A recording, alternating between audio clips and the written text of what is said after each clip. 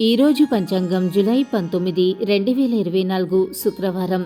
శ్రీ క్రోధీనామ సంవత్సరం దక్షిణాయనం గ్రీష్మ ఋతువు ఆషాఢమాసం శుక్లపక్షం త్రయోదశి సాయంత్రం 6:01 తదుపరి చతుర్దశి మూలరాత్రి 2:31 తదుపరి పూర్వాషాఢ వర్జం ఉదయం 10:16 నుంచి 11:54 వరకు తిరిగి రాత్రి 12:53 నుంచి 2:31 వరకు అమృత గడియలు రాత్రి 8:01 నుంచి 9:38 వరకు దుర్ముహూర్తం ఉదయం 8:13 నుంచి 9:04 వరకు తిరిగి మధ్యాహ్నం 12:31 నుంచి 1:23 వరకు రాహుకాలం ఉదయం 10:30 నుంచి 12 గంటల వరకు సూర్యోదయం ఉదయం 5:38 సూర్యాస్త సమయం సాయంత్రం 6:34 వరకు.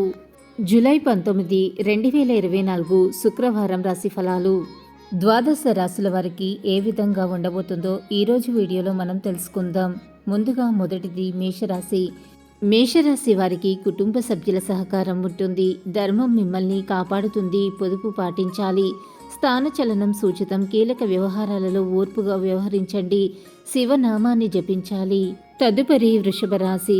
వృషభ రాశి వారు కార్యక్రమాలలో విఘ్నాలు లేకుండా ముందు చూపుతో వ్యవహరించాలి. బంధువులతో ఆచితూచి వ్యవహరించాలి. మనఃపీడ పెరుగుతుంది.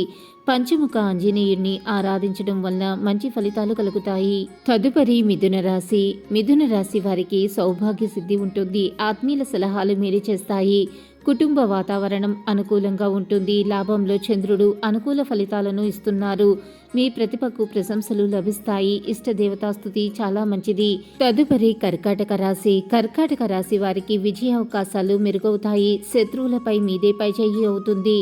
ఆర్థిక వ్యవహారాలలో కొన్ని కీలక నిర్ణయాలను తీసుకుంటారు. ఇష్టదైవ నామస్మరణ చాలా మంచిది. తదుపరి సింహరాశి. సింహరాశి వారు ప్రణాళికలను అమలు చేసే దిశగా ముందుకు సాగండి. బలమైన ఆహారాన్ని తీసుకోవాలి. శత్రువుల జోలికి పోరాదు.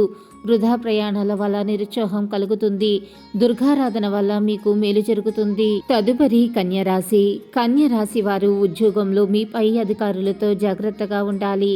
కుటుంబ సభ్యుల మధ్య విభేదాలు రాకుండా జాగ్రత్త పడాలి. మీ నిజాయితీ మిమ్మల్ని కాపాడుతుంది. శివనామాన్ని జపించాలి. తదుపరి తులారాశి. తులారాశి వారు ఒక శుభవార్త మీకు ఆనందాన్ని కలిగిస్తుంది. పక్కనే ఉండి ఇబ్బంది పెట్టేవారు ఉన్నారు. విజ్ఞానపరంగా ఎదుగుతారు. ముఖ్యమైన విషయాలలో ఓర్పు అవసరం. శివనామస్మరణ ఉత్తమం. తదుపరి వృశ్చిక రాశి. వృశ్చిక రాశి వారికి మధ్యమ ఫలితాలు ఉన్నాయి. పక్కవారిని కలుపుకొని పోవటం వలన ఇబ్బందులు తగ్గుతాయి. మనోబలం తగ్గకుండా చూసుకోవాలి. ఈశ్వర ధ్యాన శ్లోకాలు చదివితే చాలా మంచి జరుగుతుంది. తదుపరి ధనుసు రాశి. ధనుసు రాశి వారికి అభివృద్ధికి సంబంధించిన వార్తను వింటారు. ప్రారంభించిన పనులను విజయవంతంగా పూర్తి చేయగలుగుతారు. విందు వినోద ఆధ్యాత్మిక కార్యక్రమాలలో పాల్గొంటారు. దైవారాధన మానవద్దు. శివారాధన శుభప్రదం. తదుపరి మకర రాశి. మకర రాశి వారికి శ్రమకు తగిన ఫలితం ఉంటుంది. పెద్దల నుంచి ప్రోత్సాహకాలను అందుకుంటారు. తోటివారి సహకారంతో పనులు త్వరగా పూర్తవుతాయి.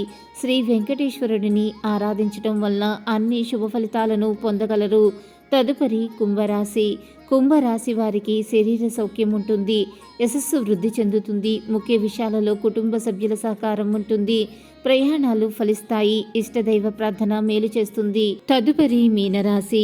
మీనరాశి వారు ముఖ్య విషయాలలో అనుకూల ఫలితాలు వస్తాయి. అధికారులతో జాగ్రత్తగా వ్యవహరించండి.